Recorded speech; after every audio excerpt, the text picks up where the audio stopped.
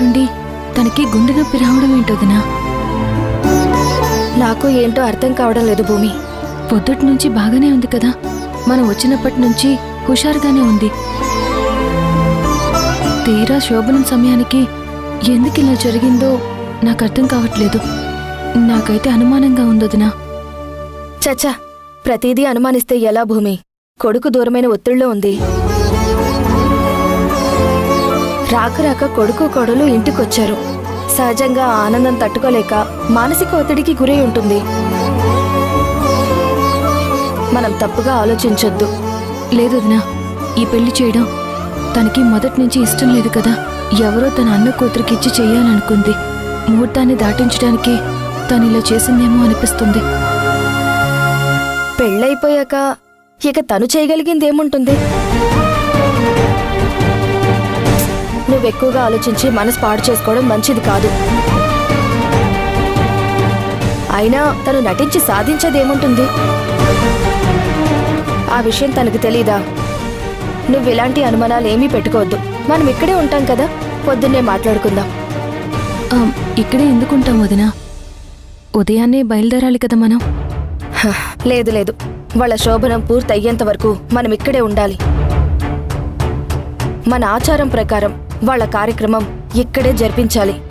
అప్పటి వరకు మనం ఇక్కడే ఉండాలి. సరే వదినా, ఈరోజు అలా జరగకుండా ఉంటే బాగుండేది. ఉన్నట్టుండి గుండె నొప్పి రావడం ఏంటో, ఈ కార్యక్రమం ఆగిపోవడం ఏంటో.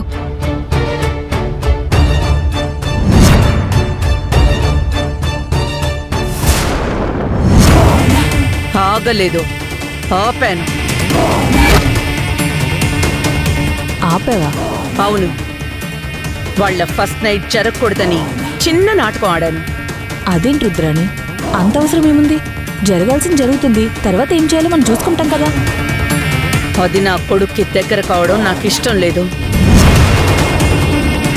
ఈరోజే కాదు, రేపు ఎల్లుండి ఎప్పటికీ ఈ కార్యక్రమాన్ని జరగనివ్వను. అది నా కొడుకు చెయ్యి పట్టుకుని నా ఇంటికి రావడమే నాకు ఇష్టం లేదు. నా శత్రువు చెల్లెలు నా ఇంట్లో శోభనం అంటే ఎలా చూస్తూ ఊరుకుంటాను? రక్తం మరిగిపోతోంది. నా కొడుకుని ఎప్పట్లాగా నా గుప్పెట్లోనే పెట్టుకుని దాన్ని ఏకాకించేసి ఇక్కడి నుంచి తరిమే వరకు నేను నిద్రపోను. ఒకవేళ ఫస్ట్ నైట్ జరిగినా కూడా కన్సీవ్ అవ్వకుండా మందు ఉంటుంది కదా.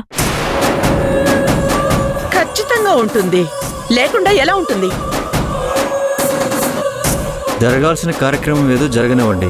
కానీ వాళ్ళ మధ్య శోభనమే జరగకూడదని నేను అనుకుంటుంటే శోభనం జరగకుండా ఏమీ ఆపలేం. ముందైతే అది జరగనివ్వండి. మీ వాడి ముచ్చట కూడా తీరుతుంది. ఆ తర్వాత ఏం చేయాలో అది చేద్దాం. అవును రుద్రాణి, ఆ శోభనం ఏదో జరగనివ్వు. మొదటి నుంచి నీకు వాళ్ళకి పడదు కాబట్టి ఇప్పుడు ఇలా శోభనం ఆగినా నువ్వే కావాలని ఆపావంటారు.